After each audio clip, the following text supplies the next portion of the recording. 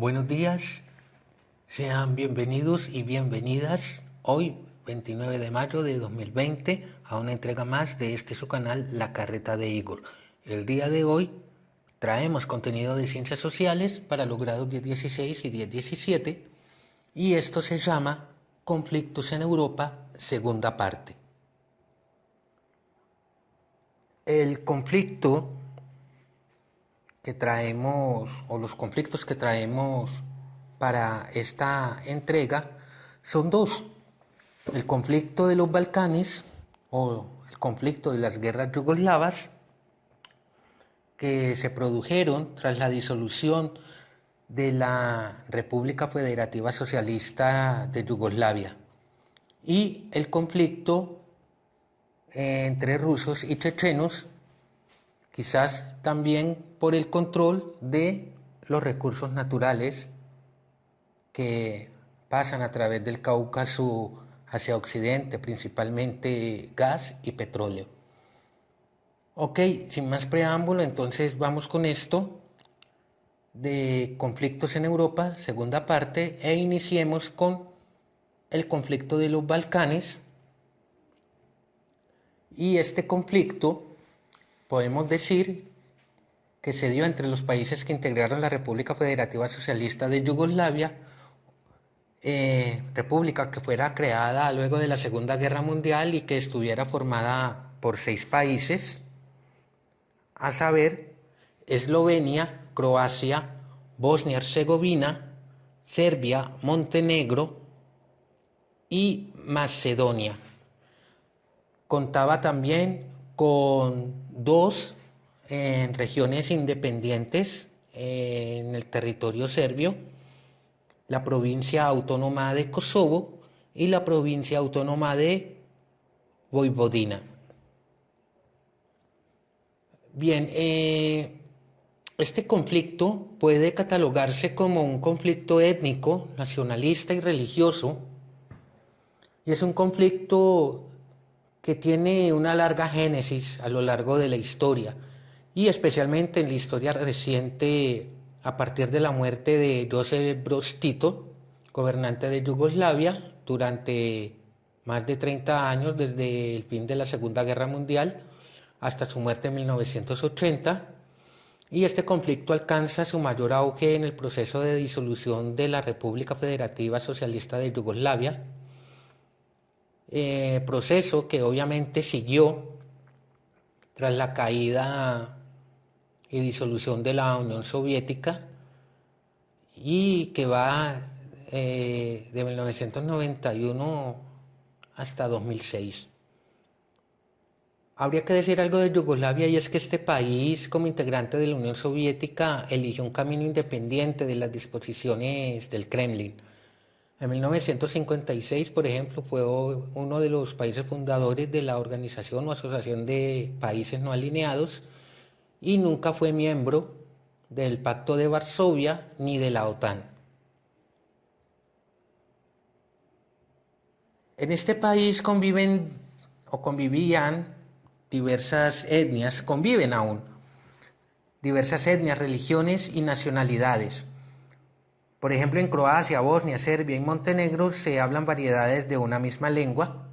Los croatas son de religión tradicionalmente católica, como los eslovenos, y tienen vínculos muy antiguos y estrechos con Austria y Hungría. Serbios y montenegrinos son de tradición religiosa ortodoxa, igual que los macedonios, y tienen vínculos muy estrechos con Rusia. Y la mayoría de los bosnios son musulmanes. Y entre las minorías no eslavas, minorías étnicas no eslavas, la principal de ellas es la de los albaneses de Kosovo.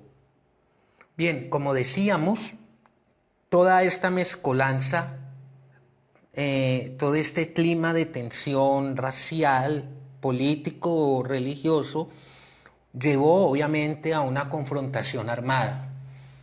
Tras la muerte de Tito, esas tensiones entre las repúblicas se fueron intensificando, los nacionalismos fueron creciendo, los conflictos étnicos también, las crisis económicas y otros factores Todo esto fue desencadenando las llamadas guerras yugoslavas, que afectaron principalmente a Croacia, Bosnia y la provincia serbia y autónoma de Kosovo. Habría que decir que la distribución geográfica de los grupos étnicos en la ex Yugoslavia representaba que cada una de estas naciones tuviera población en cada una de las 6 repúblicas. Yugoslavia entonces contaba para 1980 con 6 repúblicas, 7 fronteras, 5 nacionalidades, 4 idiomas, 3 religiones, 2 alfabetos y un líder. Obviamente la agitación nacionalista serbia, iniciada a finales de la década de los años 80 y durante los 90 por Slobodan Milošević, marca el inicio de la disolución del Estado yugoslavo. Tras la independencia de Eslovenia y Croacia de Yugoslavia en 1991 se generan sentimientos nacionalistas entre serbios y croatas.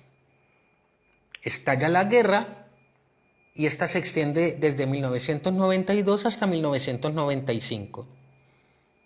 Bosnia se independiza en 1992, dando inicio a la guerra en Bosnia. Se forma el ejército de la República de Bosnia-Herzegovina y el ejército de la República de Serbia. Durante este conflicto se denuncian violaciones en masa de mujeres, niñas, ancianas, también la instalación de campos de concentración, masacres en masa como la de Srebrenica por parte de las fuerzas militares serbias en la Bosnia Oriental. En 1995 se da fin al conflicto tras los acuerdos de Dayton firmados en París. Entre 1992 y el 2006, los independentistas albaneses y las fuerzas militares serbias y yugoslavas entran también en conflicto. Todo esto va sucediendo ahí, una cosa encima de la otra. Y este conflicto se debe a reclamaciones históricas, étnicas y religiosas sobre el territorio de Kosovo. Obviamente, Slobodan Milošević niega toda autonomía a la provincia serbia de Kosovo, lo que exacerba los ánimos. Y en 1999, la OTAN interviene bombardeando durante 11 semanas el territorio ex-yugoslavo, el territorio bosnio y sobre todo el territorio kosovar. El gobierno de Kosovo, tras la finalización del conflicto, fue transferido a las Naciones Unidas. Es decir, la autonomía de Kosovo se reconoce, pero queda bajo supervisión y está bajo supervisión de las Naciones Unidas. Desde el 2006, Kosovo continúa solicitando su independencia y el reconocimiento de su estatus de república, obviamente independiente. Hasta allí el conflicto de los Balcanes. Pasemos ahora a un conflicto en una región bastante caótica, que es la región del Cáucaso, entre lo que se conoce entre Europa y Asia, es decir, la parte donde se unen Europa y Asia. Y este es el conflicto o la guerra entre Rusia y Chechenia o la guerra en Chechenia. Bien, el conflicto armado entre rusos y chechenos se desarrolla desde 1994 y es una de las guerras de más larga duración en la Europa contemporánea. Dicho conflicto para muchos se ha convertido en una de las catástrofes más absolutas debido al olvido, a la poca atención que en su momento se le prestó por parte del mundo libre, de pronto por ser un conflicto periférico o como quisiéramos llamarlo, una guerra fantasma prácticamente. El conflicto se distingue por 2 etapas de confrontaciones.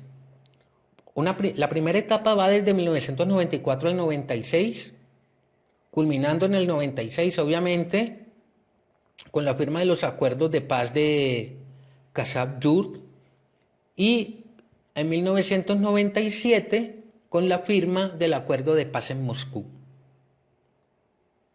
La segunda etapa arranca en 1999, a diferencia de la primera. Esta segunda guerra chechena asegura el triunfo de Putin en las elecciones. El gobierno checheno declara, hay que decirlo, declara su independencia a finales de 1990, a lo que Rusia se niega totalmente. Y Boris Yeltsin, en ese momento presidente de Rusia, inicia la guerra para detener la separación de Chechenia y asegurar el control de los oleoductos y del petróleo que sale desde el Cáucaso. Pese a los acuerdos firmados en el 96 y el 97, los chechenos obviamente continúan con sus incursiones armadas, continúan con atentados a la infraestructura petrolera, practican el secuestro de civiles y emprenden atentados terroristas contra Rusia y las repúblicas vecinas. Habría que decir que ya para 2004 las autoridades rusas inician un programa de normalización que permitiría el reconocimiento de la autonomía chechena. Bueno, Rusia refuerza la ayuda económica para fortalecer la infraestructura y el funcionamiento normal de la vida de la población civil en un país prácticamente destruido por la guerra, e instala unidades de control para mantener la seguridad y el orden público, obviamente con ayuda del ejército, de los servicios de inteligencia, del Ministerio de Justicia y del Ministerio del Interior rusos. Desde la segunda etapa del conflicto, es decir, entre 1999 y 2000, algo relámpago, las autoridades rusas hacia la comunidad internacional empiezan a negar que haya un conflicto bélico en Chechenia, es decir, empiezan a negar que realmente hay guerra en Chechenia, arguyendo de que se tratan de operaciones para frenar el terrorismo proveniente de este país. Aunque este conflicto en Chechenia se intensificó prácticamente desde el otoño del 99 hasta la primavera del 2000, a partir del 2002 siguieron múltiples acciones de barrido, como persecuciones, asesinatos clandestinos a líderes chechenos, ejecuciones sumarias, y Rusia comienza lo que llama la chechenización del conflicto, empujando a los chechenos a una guerra civil, creando grupos promoscovitas para enfrentarse con grupos nacionalistas chechenos, lo que obviamente acrecenta el conflicto y va generando mayor violencia. En 2009, el gobierno ruso da por terminado el conflicto bélico en Chechenia, ordena el retiro de su ejército del territorio checheno y devuelve las aduanas al gobierno. A pesar de ello, es difícil hablar de una paz duradera en la región. Quedan muchos retos y resentimientos tras 10 años de guerra, obviamente sin contar la primera etapa del conflicto de 1994 a 1996. Y la capital, por ejemplo, la capital de Chechenia, Grozny, es una ciudad totalmente devastada que hay que reconstruir, un escenario apocalíptico. La población del país exiliada por la fuerza y severamente diezmada por el conflicto de 10 años, tiene en sus manos hoy día el reto de no solo de regresar, sino también de reconstruir y de consolidar una paz al interior del país. Trabajar por la recuperación económica y el control de los gasoductos, las refinerías y de todo el petróleo que se lleva a través del Cáucaso hacia Occidente. Y esto sumado a muchos otros retos.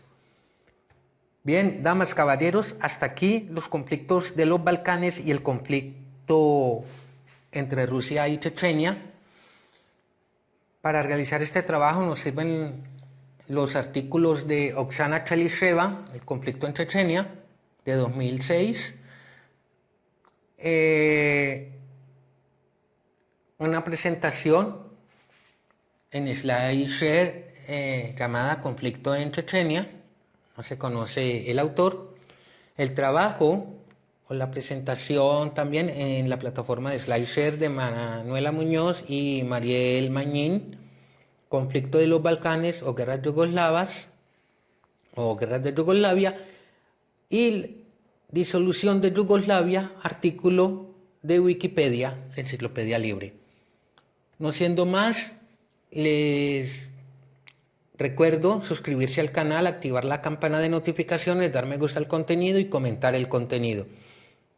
Abajo en la descripción dejaré los enlaces de mi blog en mi sitio web, en wix.com, como lo he venido haciendo, y los correos donde estaré colocando las actividades complementarias, y también dejaré obviamente los correos electrónicos a donde me pueden enviar el desarrollo de estas actividades que habré de colocar en mi blog en wix.com. No siendo más, damas, caballeros, muchas gracias, nos vemos pronto, chao.